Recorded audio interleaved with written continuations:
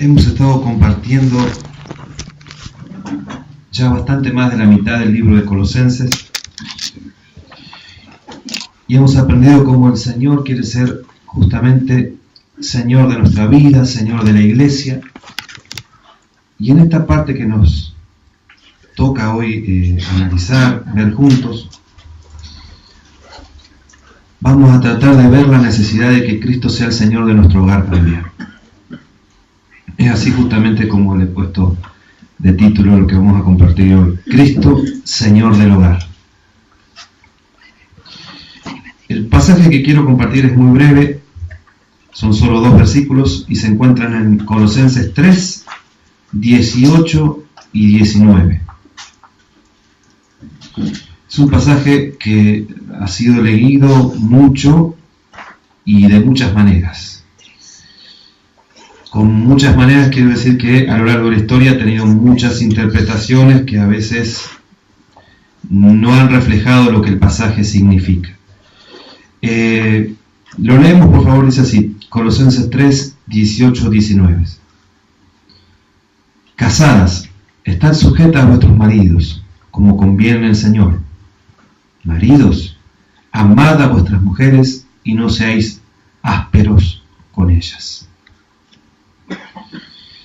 Hace unos días veía una película que era en principio graciosa. La película tenía algunas escenas graciosas y comenzaba mostrando un lugar que supongo que no existe, pero que lo ubicaban allá en algún lugar de Europa del Este.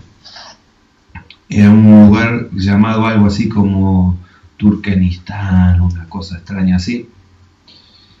Y tenían la costumbre en ese lugar de iniciar su día con una especie de baile de la alegría, le llamaban.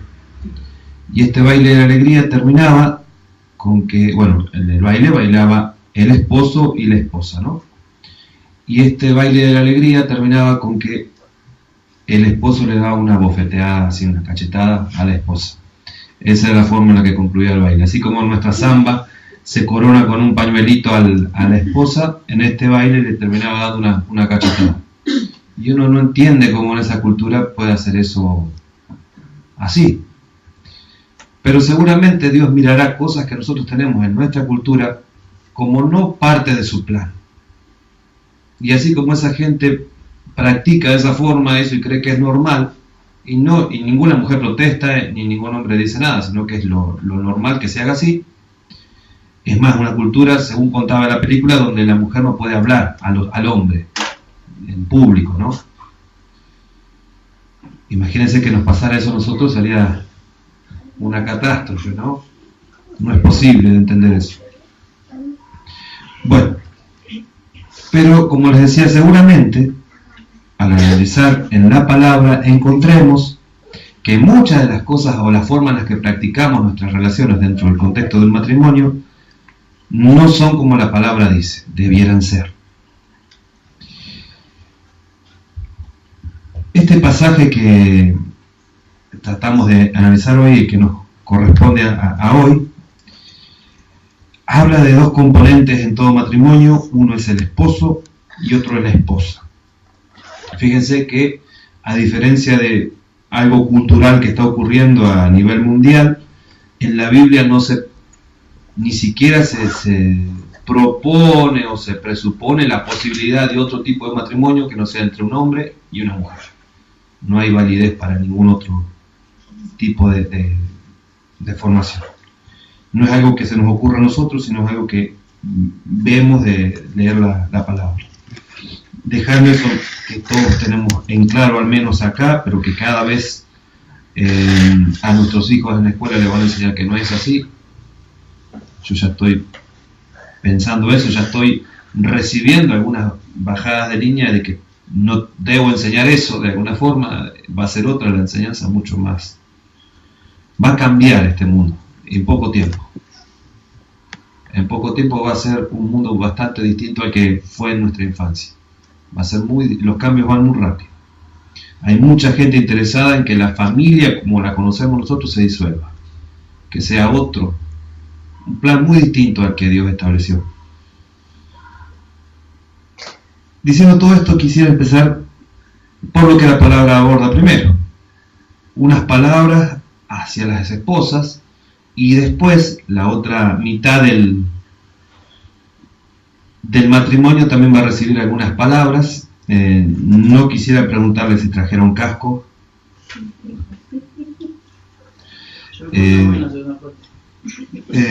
Sí, la Biblia empieza hablando de la esposa. Vamos a ver cómo, no sé qué idea tendrán algunos de ustedes de cómo debiera ser un matrimonio, que el Señor nos imponga, nos ponga su idea, nos muestre su idea, nos transforme la que tengamos, y que haga en nosotros la obra que tiene que hacer para que sea su forma de ver el matrimonio la que en nosotros se transforme nuestra concepción de cómo debería ser a su concepción. Entiendo yo que en nuestra congregación hay hermanos que por algunas razones algunas de estas palabras puede parecer que no sean para ellos directamente, por distintas razones, pero yo creo que toda la palabra es para todos nosotros, y algo seguramente el Señor va a hablarnos hoy, va a edificarnos a través de lo que es su palabra.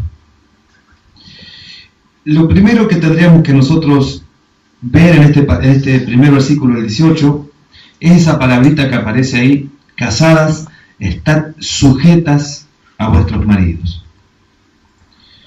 Hermanas que se han casado, estén sujetas a su marido, diría. ¿Qué significaría el sujetar ese? Cuando yo inicié hoy la predicación, les decía que a lo largo de la historia se ha leído de muchas formas este pasaje, y claro, si el lugar donde se lo lee desde una especie de machismo disfrazado de cristianismo, se va a leer como que la mujer es un ser inferior que tiene que solamente seguir al hombre y no tiene ningún tipo de derecho, ni de reclamo, ni de ningún tipo de cosa. Tiene que solamente someterse, que sería otra palabra, al esposo, y no... Listo, y donde quiera proponer algo distinto de lo que la cabeza del hogar propone, sí, ahí le sale con el versículo y ¡pum!, se terminó que es lo que algunos hermanos me proponían, pero no vamos a ir por ahí porque no es el sentido del pasaje. Sujeción, ¿a qué se refiere? Vieron que muchas veces, y esto es una realidad que todos debiéramos saber, cuando nos pasó hoy con la canción, miren qué ejemplo tan lindo. Esta canción seguramente es en inglés la que cantábamos hoy, y al traducirla al idioma que nosotros hablamos, quedó la palabra esa enmendar. Quizás en el lugar donde la tradujeron esa palabra tiene mucho significado, y ese significado se corresponde con el significado que tenía en inglés. Pero para nosotros que no usamos esa palabra en nada, no tiene casi nada, está vacío de sentido para nosotros porque no es una palabra que usemos. La tradujimos, o Seba la tradujo, a una palabra que sí tiene más sentido para nosotros, que es renovar, o renovación. ¿Sí? Restaurar era la palabra, perdón, ya. Pero el sentido era ese, restaurar. Entonces, cuando nuestros hermanos de Rey, Casiodoro de Reina y Cipriano de Valera traducen esta palabra, y otro la hacía actualizando un poquito más acá, siguen traduciendo la palabrita que aparece ahí, que es upostazo, así se dice en griego, upostazo, como sujetarse. Pero la palabrita tiene más que ver con subordinación. Y explico la diferencia. Va a ser un poquito técnico este primer momento, lamentablemente, pero para que todos entendamos que estamos hablando, si no, nos quedamos afuera de algunas cosas. Sujeción tiene que ver con esto que les decía hoy, con que alguien sea pasivo a otro. O el otro dice y el otro obedece. Eso es ser pasivo. Alguien me dice que es como el servicio militar, ¿no? Yo no puedo cuestionar la orden del superior, tengo que obedecer. En cambio, eso es sujeción. La otra posibilidad de traducción es subordinación, donde no hay una pasividad, sino que hay me someto voluntariamente al otro. no por fuerza, no por violencia, no porque el otro me manipule, sino que voluntariamente, como el Señor ha delegado el liderazgo sobre mi esposo, voluntariamente acepto ese liderazgo. Pero ese liderazgo puede en ocasiones, más que nada, como va a decir, como conviene en el Señor, dice la otra partecita, cuando el esposo haga algo que no conviene dentro del orden bíblico, dentro del orden que lo establece, esa autoridad puede ser cuestionada.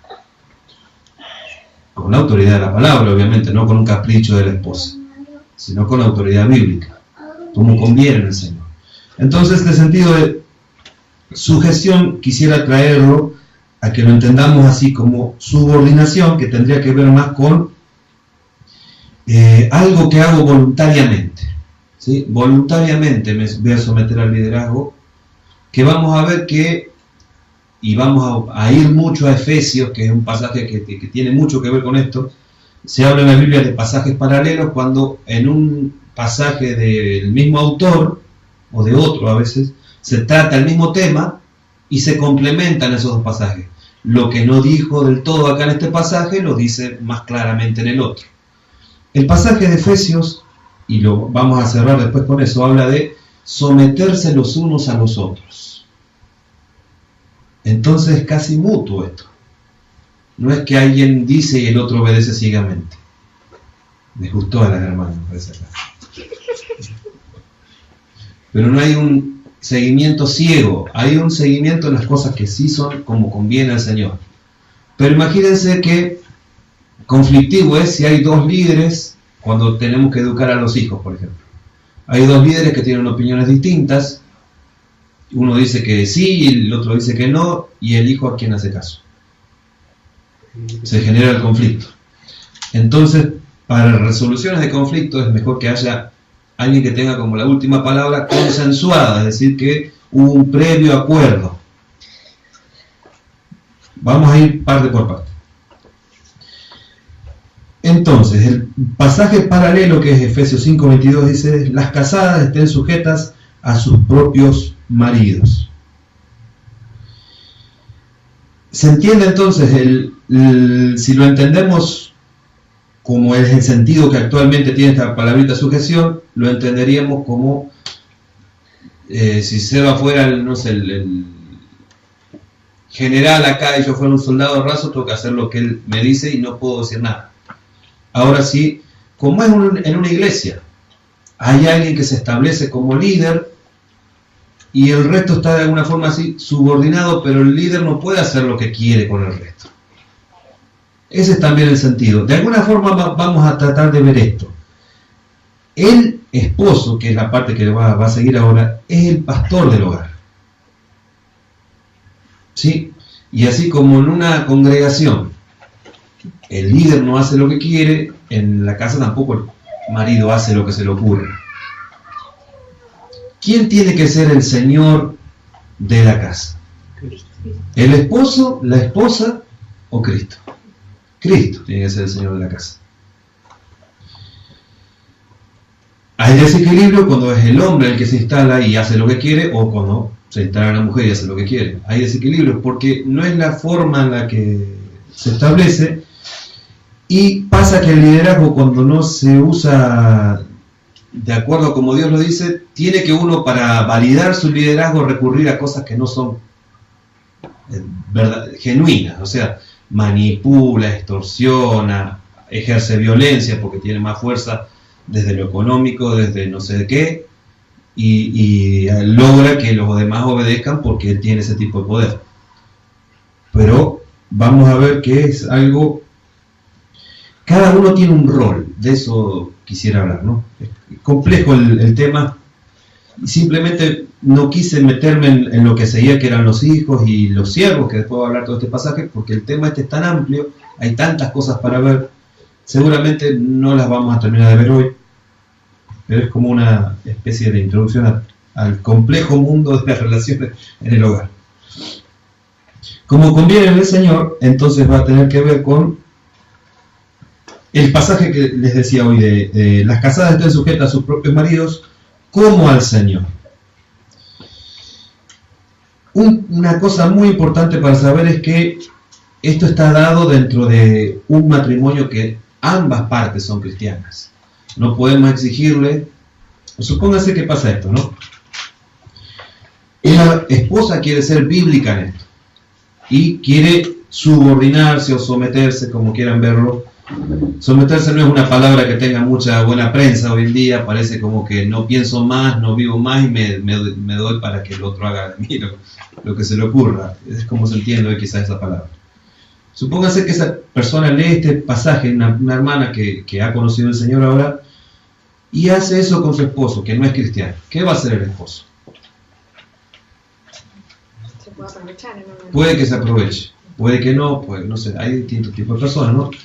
Pero si somos cristianos, si estamos en Cristo realmente, las dos personas, va a haber el equilibrio que después va a decir que el marido debe amar a la esposa.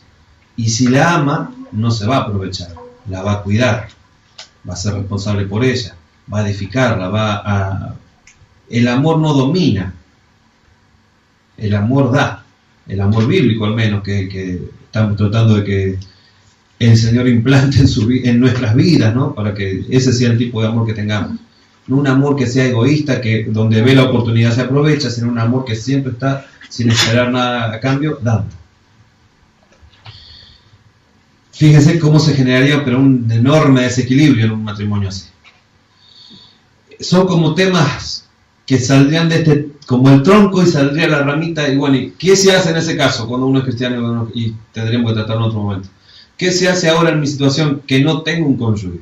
Tendríamos que tratar en otro momento. Son todas aparte, son todas situaciones diferentes y todas llevan y demandan mucha palabra, pero son temas que nos vamos a ir demasiado de esto. Yo quisiera hoy centrarme en esto, y si alguno tiene alguna duda puntual de esto, la podemos hablar después en algún momento, cuando le parezca. Vuelvo acá y ya explicando todo esto, vamos al pasaje en sí, porque no quiero dar más vueltas. Entonces, la mujer, según la estamos viendo acá, tiene una obligación, un rol. Son muchos los roles que tiene. Si analizamos lo que la Biblia llama como mujer virtuosa, es decir, una persona que está, si lo trajéramos al Nuevo Testamento, verdaderamente en Cristo. Y también vemos aquella increíble imagen que se utiliza en la Biblia de la mujer como ayuda idónea. ¿Se acuerdan todas esas expresiones? Todas esas hablan de que este ser hermoso que es la mujer está puesto al lado del hombre y el hombre al lado de la mujer para complementarse, no para pelearse ni llevar su hogar en una guerra, sino en todo aquello que edifique su crecimiento en Dios, su crecimiento como personas, como en todas las áreas. Yo me doy para que el otro sea mejor y el otro se da para que esa cosa mutua en la que ambos crecemos. Ambos cuidamos del otro. Lo vamos a entender un poquito más acá cuando empecemos a ver lo del hombre, alguna de las responsabilidades del hombre, y vuelvo a la mujer para que en el contraste surja un poco la idea. Al marido se le va a decir que ame a su mujer y que no sea áspero con ella. Esto no quiere decir, como algunas personas dicen, que claro, porque a la mujer no se le demanda que ame a su esposo. Sí tiene que amar a su esposo. ¿En qué versículo me baso? Amar a tu prójimo. Y nosotros entendemos que, y la Biblia lo dice, ¿no? Amar a tu prójimo como a vos mismo. Pero si nosotros vemos un poquito más en profundidad, encontramos un nuevo mandamiento que da el Señor para aquellos que son cristianos. Y Él dice que tenemos que amar a los demás. Y el que está más próximo a mí, aquel con el que soy una sola carne, que es mi esposa o mi esposo, lo tengo que amar como Cristo me amó. O sea que no alcanza ahora a amarlo como yo con mis fuerzas pudiera amar. Ahora tengo que llenarme de Cristo para poder amarlo como Cristo me amó a mí. Ese es nuestro nuevo modelo de amor ahora. No soy yo ya el modelo de amor, no es como hasta lo que alcance yo amarte. No, no. Como Cristo me amó, tengo que amarte. Y hay toda una enorme metáfora increíble, hasta misteriosa en algún sentido, de cómo es la relación entre Cristo y la iglesia y el esposo y la esposa. Algunos hablan hasta una parábola viviente de eso. Yo le busqué algunas cuestiones y me parece que sí, que tiene muchos elementos en común, y hay muchos que no, pero se podría hablar en esos términos también. Por ejemplo, yo no puedo santificar a mi esposa, no puedo dar mi vida por mi esposa y salvarla, no puedo hacer eso. Es Cristo el único que hace eso. Puedo decir algunas cosas, ¿no? Bueno, vamos con los maridos, y después vuelvo a las esposas y después voy a los maridos de nuevo, así no vamos a estar a los palos con ninguno. A ver, ¿dónde estamos? Ya lo dijimos esto. Hay una frase que a veces recurrimos, o recurren algunos esposos, en vista de este pasaje: acá se hace lo que yo digo, ¿no? Y debiera ser en nuestros labios, en nuestro pensamiento, la frase: acá en mi hogar se hace lo que Cristo dice. Esa debiera ser nuestra intencionalidad. El pasaje paralelo de Efesios 5:23 va a decir: porque el marido es cabeza de la mujer, así como Cristo es cabeza de la iglesia, la cual es su cuerpo y Él es su Salvador. Obviamente nosotros no somos salvadores de nadie, pero sí somos cabeza en el hogar, y esto, lejos de ser una especie de piedra libre para que uno haga lo que se le ocurra, los caprichos que tenga y que los demás lo sirvan, nosotros vemos que cuando hay una enorme entrega así de poder de parte del Señor a alguien, es con una responsabilidad muy grande también, y que algunas de las cosas a las que el esposo está llamado como deberes, como cosas que no puede renunciar, son algunas de estas, por ejemplo, que quiero mencionar. El esposo debe, por ejemplo, guiar a quienes están en su casa, a quienes conforman su hogar, a su esposa, primeramente, también a sus hijos, a que miren a Cristo, a que vean a Cristo como el Señor, a que encuentren en Cristo en todo, pero lo tiene que hacer fundamentalmente desde su ejemplo. Los demás tienen que ver que Cristo es todo para mí, para que yo le enseñe a los demás que Cristo es el todo. Y ahí ya podríamos cerrar el sermón e irnos a nuestra casa para pensar qué significa eso, que los demás vean a Cristo en mí viviendo. O sea, Cristo está vivo espiritualmente, está en los cielos, pero acá en la tierra nosotros estamos de alguna forma siendo pequeños Cristos, siendo el reflejo del Señor Jesucristo de cómo vivió Él, tratando de vivir. ¿Cómo vivo a Cristo en mi hogar? ¿Cómo soy imagen de Cristo en mi hogar? Bueno, hay algunas cosas que debería estar haciendo, a ver si es que estoy haciendo eso, y no lo digo en especial por ninguno de ustedes. Esta palabra primeramente me habla a mí y espero que les hable a ustedes. Así que les pido en este momento a los esposos que abran 3 oídos, por ejemplo. Sí, sé que tienen 2, pero que estemos lo más atentos posible. Lo voy a hacer a modo de pregunta, a ver cómo deber. ¿Estamos velando por la salud espiritual de nuestras esposas e hijos? Esa es una demanda que el Señor nos va a hacer. El primer ministerio que todos los cristianos tenemos es nuestra casa. Después van a venir el resto de los ministerios que podamos desarrollar. De ahí que surja que cuando se quiere alguien postular a pastor o algún tipo de liderazgo, lo que se examine es cómo fue en su casa. Si desarrolló un ministerio y hay frutos, va a haber frutos del ministerio que desarrollamos en nuestra casa, va a haber frutos.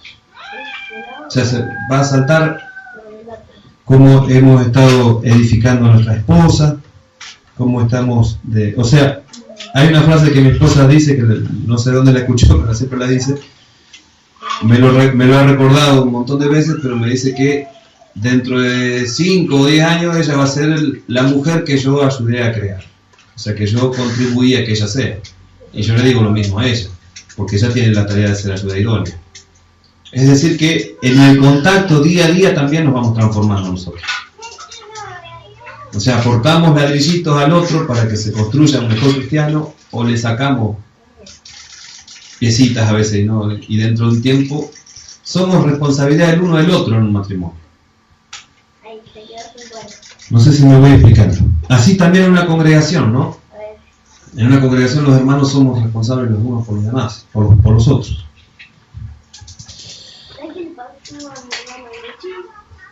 Entonces, otra cosa que debiera estar el esposo haciendo es estar atento hacia alguno de los que tiene bajo su cuidado está decayendo en su fe. Y entonces en ese caso debiera animarlo. Debiera estar animándolo. Otra cosa que debe hacer el esposo es ser de consuelo en tiempos de angustia. Debe ser alguien que escuche. Debe ser alguien que abrace. Eso nos cuesta a veces a los hombres, pero es necesario que lo hagamos. Esto lo estamos viendo porque les puedo contar una historia muy chiquitita y ahí lo vamos a ver si nos sirve para entender. Antiguamente, para andar en un barco, uno se guiaba por qué cosa, por la luz del sol, por las estrellas. Pero una noche de una enorme tormenta, allá por el año 1380, una cosa así, ocurrió que, claro, la tormenta no dejaba ver nada. La bruma que se formó no dejaba ver ni las estrellas, ni el sol, ni nada. Y este barco iba para cualquier lado. Y el viento lo llevaba para cualquier lado. No había forma de encontrar una dirección, ni un rumbo. Hasta que alguien de los que estaba ahí, de los menos importantes dentro del barco, dijo: un tío mío que viajó a China me trajo este aparatito. ¿Y qué es eso? ¿Y qué nos va a salvar eso? ¿Qué? No sé, pero dice que cada vez que lo abrimos y miramos marca el norte. Y era el invento de la brújula que habían inventado los chinos. Y con eso pudieron saber dónde estaba. Bueno, vamos a hacer caso, a ver si es para acá. Y se evitaron meterse contra las rocas y que el barco se hundiera. Esa brújula es la palabra de Dios para nosotros. ¿Sí? Toda la imagen que podemos formarnos de cómo vivir nuestros matrimonios, todo lo vamos a recibir. O del mundo, por decirlo de alguna forma, o de la palabra de Dios. Quizás esté más formado por el mundo nuestra forma de ver el matrimonio que por la palabra, por la brújula esta. Y puede que estemos en un momento así como que no sabemos para dónde va nuestro matrimonio. Tenemos que volver a esa brújula que siempre es estable, que siempre nos marca el norte, nos apunta a Cristo siempre. Y nos vuelve. Demos gracias al Señor que de tanto en tiempo tenemos la oportunidad de tener estos momentos así de rever. Generalmente en los fines de año se hace eso, rever cómo ha ido nuestras distintas áreas de nuestra vida, ¿no? Debiéramos quizás hacerlo más seguido, ¿no? Pero ¿para dónde va apuntando nuestro matrimonio? ¿Apuntamos para el mismo lado con mi esposa o con mi esposo? ¿Cómo vamos edificando ese matrimonio? Entonces, es en la palabra del Señor que vamos a encontrar esa brújula. Y desde la palabra del Señor tiene que el esposo consolar a quien lo necesita en su casa, escuchar, abrazar. También va a haber momentos donde el esposo necesite eso de la esposa. Y también tiene que poder brindárselo al esposo. El esposo debiera ser alguien que busque la armonía en su hogar, no que cuando él llegue estalle todo el problema, ¿no? Esto es importante. A alguien le preguntaron una vez, porque otra persona se enteró de que él hacía 40 años que estaba casado. ¿Y cuál es el secreto para estar 40 años casado con alguien? Y el hombre lo mira y le dice, sí, sencillamente, ¿no? Yo sí arreglé el foco, la lamparita, ¿no? ¿Y qué quiso decir eso? Que cuando le dijo a la señora, mirá, Matías, se rompió el foco, y el hombre dijo, bueno, yo lo voy a arreglar, fue, compró el foco, lo arregló. O sea, en el pequeño detalle cumplió con su palabra, en lo que dijo, y el hombre agrega, nunca dejé de arreglar los focos que hiciera falta. O sea, es una forma figurada de decir, en cualquier cosa que le dije a mi esposa que iba a hacer, la hice. Entonces me hice confiable para ella, porque sabe que puede contar conmigo. Y es una debilidad que tenemos nosotros los hombres. A veces estamos en otra cosa ni escuchamos mucho qué es lo que nos piden, decimos que sí, después nos olvidamos ni sabemos qué nos dijeron. Y claro, si preguntamos se puede llegar a tornar complicado el asunto. Entonces empezamos a buscar como datos que nos ayuden a acordarnos qué era lo que teníamos que hacer, pero que no recordamos, que a veces no es. Y después surge otra cosa y ya está. Bueno, eso se va a sumar con otra, y nos va a transformar en personas que no tenemos palabra, y que a los ojos de nuestras esposas vamos a estar desacreditados después, no vamos a ser confiables. Y es un punto en el que tenemos que trabajar mucho, porque justamente las relaciones de matrimonio se basan en la confianza. Y si no están seguras las bases de la confianza, o sea, nadie quiere estar con alguien del cual desconfía de que no va a estar o que va a hacer cualquier cosa que no tiene que hacer. Otro punto es que debe corregir a toda su familia con amor. No puede corregir a los gritos ni con violencia. Pero también tiene que estar dispuesto a que si alguien lo corrige de su familia con la palabra de Dios y con amor también, a escuchar la palabra del Señor y permitirse ser corregido. Este es otro punto importante, que Seba alguna vez, cuando tenía un espacio en un programa de radio muy famoso que hubo acá en Pinto, él tenía un espacio ahí y hablaba de pasar tiempo con la familia. Esto es sumamente importante. El tiempo no lo tiene nadie, el tiempo se hace, así es cuestión de priorizar cosas, de organizarnos mejor, de achicar otros tiempos para otras cosas.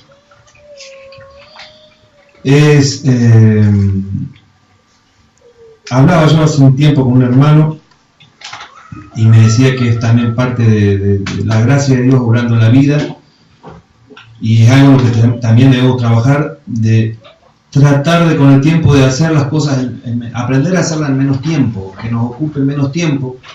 Por ejemplo, él hablaba de un informe que tenía que realizar, pero no lo queremos al tiempo después para poder estar más tiempo haciendo, no sé, porque necesito más tiempo para estar con mi familia, porque necesito más tiempo para estar compartiendo la palabra a otros, porque necesito tiempo para otras cosas.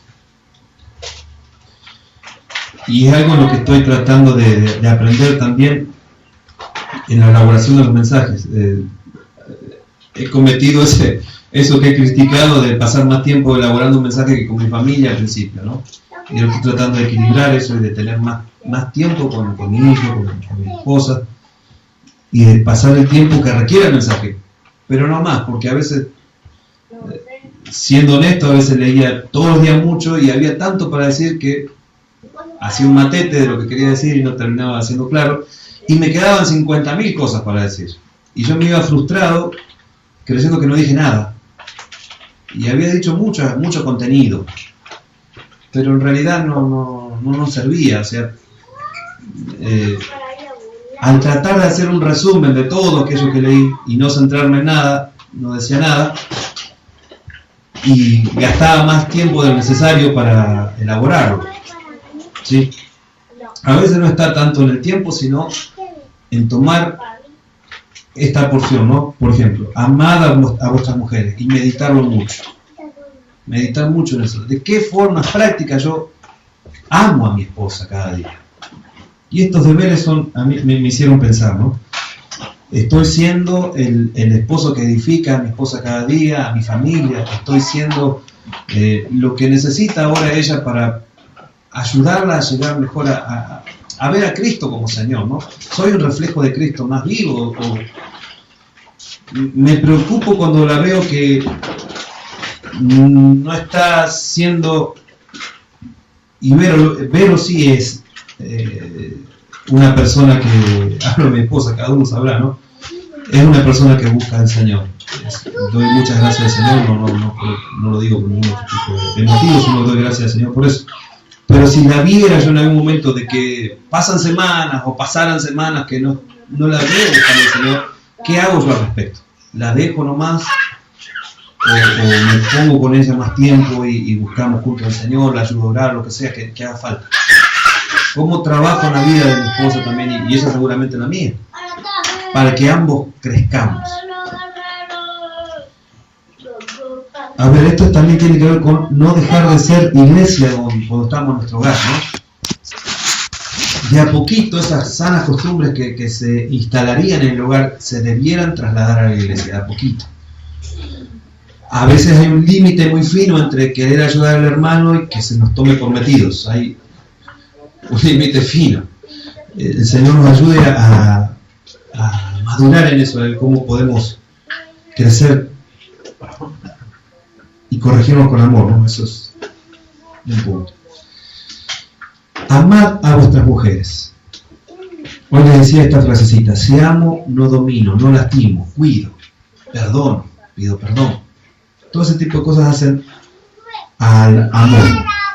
El pasaje paralelo de Efesios 5:25 va a decir: maridos, amad a vuestras mujeres, así como Cristo amó a la iglesia y se entregó a sí mismo por ella. Es decir, que en este compromiso que hemos asumido como esposos, está la posibilidad en algún momento de aún tener que dar nuestra vida con nuestra esposa. Y acá hay una partecita que fue, la he leído 1000 veces, ¿no? Pero cuando uno empieza a profundizar esto, descubre alguna cosita. Y no seáis ásperos con ellas. Áspero con otra persona se es cuando uno responde violentamente, tiene un carácter así explosivo y no la trata con delicadeza, con amabilidad. Cuando es amargo, también decía algún comentarista, ¿no? Cuando tiene un carácter así que todo es negativo y, bueno, también estamos siendo ásperos con nuestra esposa. Qué bravo esto. Ya pasa lo siguiente. Pablo lo está escribiendo a personas que son cristianos.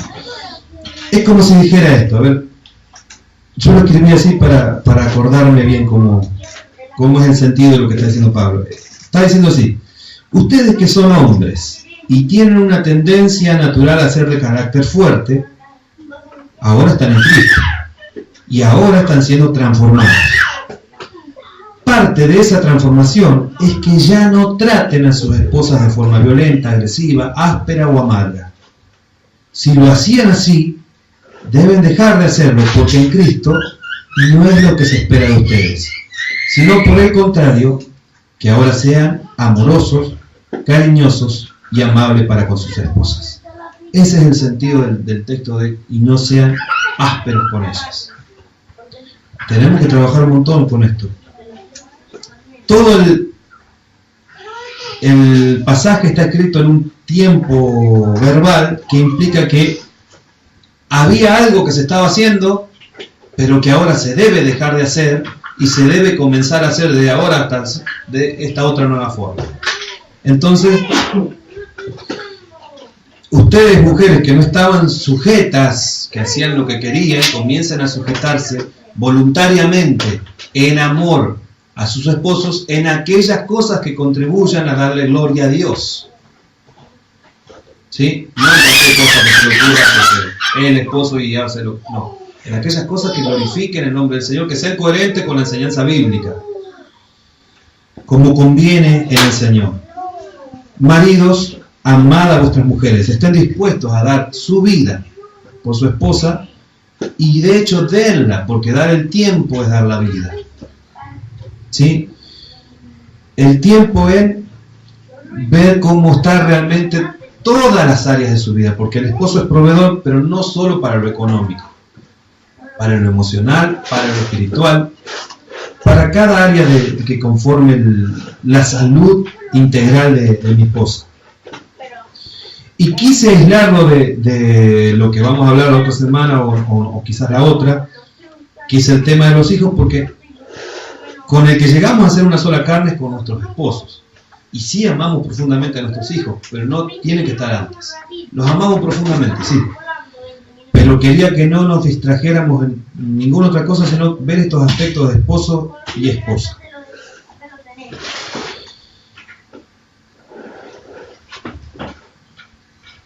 La esposa está, pregunto a las esposas, esposa me dijeron alguna vez, una feminista, que es un término muy Bueno. No sé, algunas malas personas dicen que como de estar esposado ahora, pero no viene de ahí. Esposas, pregunto. La sujeción a la que ustedes, o sea, sujeción en el sentido de que veíamos hoy, de subordinación, ¿no? De tener un trato humilde, no altanero, no soberbio para con el esposo, ¿no? Cuando vamos a verlo así, cuando una esposa no está sujeta a su esposo, ¿qué les parece? ¿Qué hace? ¿Qué tipo de actitudes tiene cuando no está sujeta a su esposo? Decide sola las cosas. Por ejemplo, claro, toma una decisión que va a involucrar a todos, pero no consultó a nadie. Se maneja la señora. Pero son cosas que deben ser consensuadas, porque si no generan conflicto. Todas estas cosas que nosotros estamos viendo ahora son para que la paz del Señor reine en nuestro hogar. Son cosas prácticas, sencillas. Yo no soy muy práctico ni muy sencillo y tiendo a complicar las cosas a veces, pero la intención de Pablo es que fueran cosas para ser vividas todos los días, que fueran muy prácticas. Si una de las dos personas quiere ser el mandamás, si las dos personas quieren ser los mandamás de la casa, va a haber conflicto. Si una decide gastos grandes solo y no consulta al otro, va a haber conflicto. Si alguien le dice al hijo que sí y alguien le dice que no, va a haber conflicto. Todas son situaciones de problemas.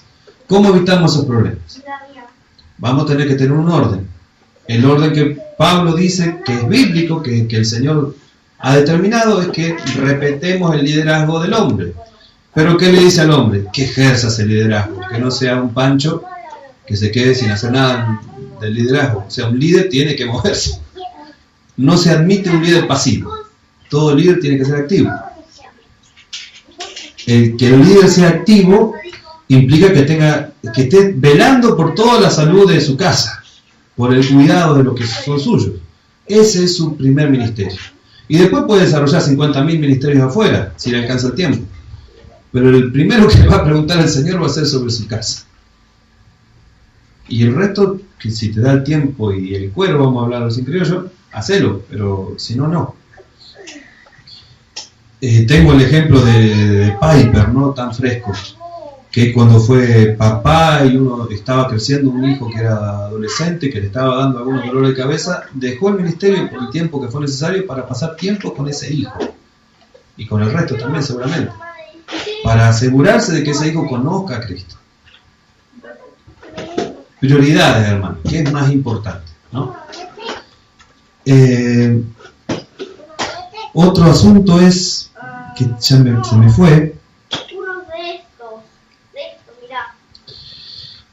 Era el tema de esto. Cuando vemos que una hermana no está siendo lo suficientemente sujeta a su esposo, veíamos el tema esto de cuando toma decisiones que no son, pero había un par de cosas más. Cuando no es ayuda idónea, cuando cuestiona absolutamente todo lo que el esposo diga, a veces decimos, es verdad, a veces los esposos deliramos y decimos cosas que nos tiene que la ayuda idónea pinchar el globo o traernos a la realidad, un poco es eso, ¿no? Pero nos muestra con amor, no, porque fíjate tal cosa, tal otra cosa, y ahí nosotros damos cuenta. Pero claro, hay formas y formas de decir eso, ¿no? El Señor siempre nos dice que tiene que ser con amor, porque si no, también va a ser que el hombre esté buscando en qué momento le pincha el globo al otro y se convierte en una guerra que no ¿qué problema?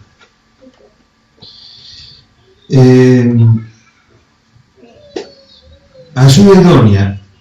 Alguna vez escuché que el término idóneo, ahí en el idioma que fue escrito, quería decir en contra de, pero no en el sentido de alguien que se le oponga en todo, sino en el sentido de que alguien que complementa.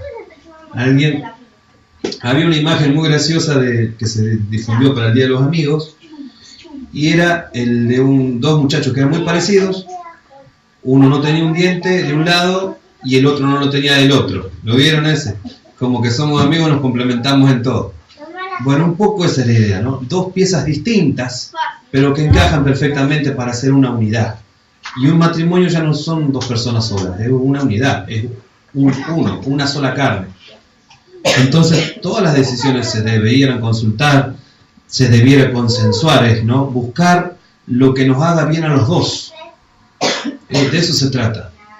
A veces uno hace esto de darse por el otro para que el otro esté bien y se da, y por ahí ve que el otro no hace nada para que uno esté bien. Y ahí genera problemas eso.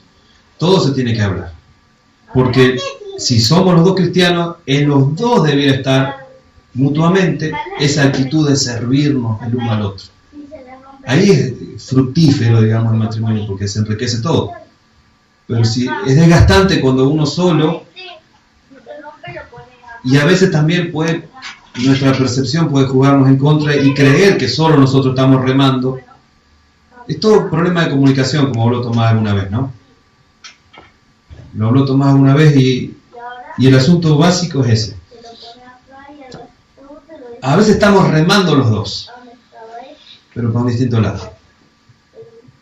Y ahí está una cosa que tenemos que acordar, ¿no? De tanto en tanto juntarnos nosotros solos y ver para dónde queremos remar juntos. Que sea siempre tras el Señor, ¿no? Él nos va a volver al camino correcto siempre. Pero son todas cosas para evitarnos ratos después de dolor y montones de cosas problemas. Todo lo que hagamos fuera de la palabra de Dios nos va a generar un montón de problemas.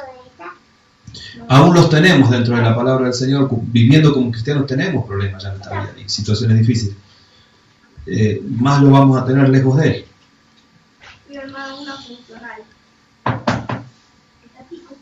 Algunas cositas me van a quedar, después las vamos a ver en algún momento.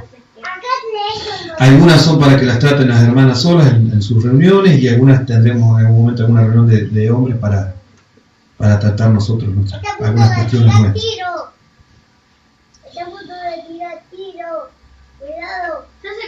¿Tienen alguno? Vamos a hacerlo sencillo esto. ¿Tienen alguna preguntas, alguna cosa que pueda compartir, incluso si quisiera, acerca de esto? Les leo los dos pasajes y hablamos. Casadas, están sujetas a vuestros maridos como conviene en el Señor. Maridos, amad a vuestras mujeres y no seáis ásperos con ellas. Si quieren ustedes volver a su casa después y leerlo en detalle, yo lo separé así: casadas, están sujetas a vuestros maridos y como conviene en el Señor. Y ahí hablé de las esposas. Y en el otro punto dice lo mismo, está muy clarito la separación en tres, ¿no? Maridos, amad a vuestras mujeres y no seáis ásperos con ellas. Y traté de comentarles un poquito de cada uno de esos puntos. Claro, esto de amar o de estar sujeto se entremezcla con toda la vida, con todo lo que hacemos, es en sujeción o en contra. Y el amar, esto es, todas las acciones que desarrollamos nosotros muestran amor o no. O sea que está relacionado con todo lo que hacemos todo el tiempo en nuestra casa. ¿Alguna pregunta, consulta, sugerencia? Hay un pasaje en el que Pablo dice que cada uno de nosotros debe estar no pendiente de lo que uno necesita, sino de la necesidad del otro. Y otro pasaje dice, en concordancia con este, que nosotros deberíamos estimar al otro como superior a nosotros mismos. Digamos que en nuestro matrimonio con Cari, un poco ese ha sido el criterio que hemos tratado de usar. No que lo hagamos perfectamente, pero sino que tratamos siempre, yo trato de estar pendiente siempre de sus necesidades en todos los aspectos, y también sé que ella hace lo mismo.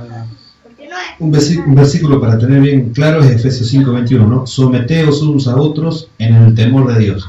Fíjense, y esto da para hablar horas. Que en toda relación hay un poder. Hay alguien que de alguna forma tiene un liderazgo y alguien que se subordina a ese liderazgo. Y fíjense que todos estos pasajes, además de esa relación que hay de poder, aparece o Cristo o Dios, aparece Dios. Dios es el que va a regular todas esas relaciones para que no se convierta en un tirano el que tiene el liderazgo y el otro en una persona que es abusada o que que es víctima, que es humillada o lo que sea, ¿no? Desde el amor de Cristo, nosotros podemos desarrollar este tipo de liderazgo sin ser unos dictadores. Como también dentro de una congregación, siempre volvamos a ese ejemplo, ¿no? Si no está el amor de Cristo, si nosotros usamos la Biblia y simplemente para quedarnos con esta parte de, no, porque la Biblia dice que el poder lo tengo yo, ya me corro del amor de Dios y ya no es. ¿Qué es lo que ha pasado? Es lo que la mayoría de la sociedad tiene idea de que la iglesia cree, de que el hombre el hombre, hablo del varón, ¿no? Es un ser superior, que en la Edad Media pasó eso, ¿no? Se llegó a creer que la mujer era una especie de hombre defectuoso. Esa es la idea que tenía Aristóteles, por ejemplo, de que la mujer era un hombre no completo. Entonces, bueno, salió un hombre deforme, salió una mujer. Y no era considerada en algunos círculos como ni pensante, no se le enseñaba a la mujer en la antigüedad, porque nunca iba a llegar a un cargo jerárquico importante. Todas esas cosas son malas interpretaciones de la Escritura, o encontrar en la Escritura, que es un libro de autoridad, algún punto de apoyo para decir algo que uno quiere apoyar, que uno quiere que sea así, pero que no es lo que la palabra dice.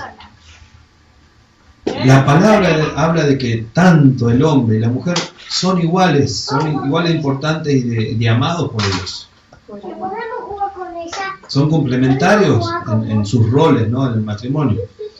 Pero no hay uno mayor que otro. Y Jesús lo dejó claro todo el tiempo. Cuando en su cultura no se querían ni acercar a hablar a las mujeres, Él se acercó a hablar a todas las personas, a los que estaban en los caminos tirados. O sea, Jesús no hizo ni acepción ni por la riqueza, ni por hombre o mujer, ni por ningún tipo de diferencia que nosotros las personas hacemos. Él se acercó a todo el mundo. Y nos habla esto de que Él está al pendiente de todos y cuida y ama a todos por igual. Nosotros también debiéramos tener esta forma de ver todo, ¿no? Fíjense cómo es otro ejemplo ese de que la cultura tiñe la forma en la que las personas ven la realidad. En esa cultura y en la nuestra también, son más valiosas las personas ricas que las personas pobres. Y para Dios son todas iguales de valiosas, al mismo nivel. En esa cultura y en la nuestra también las mujeres eran menos valiosas. Y entonces tienen que surgir grupos estos como a veces extremos y con acciones violentas, incluso como los grupos feministas, para reclamar un derecho que ellos tienen de ser tratadas iguales y que muchas veces no pasa. Hasta hace poco creo que sigue pasando, en muchas empresas no contratan mujeres y hay que poner leyes como para que sean... O le pagan menos. Claro, le pagan menos también por el mismo trabajo.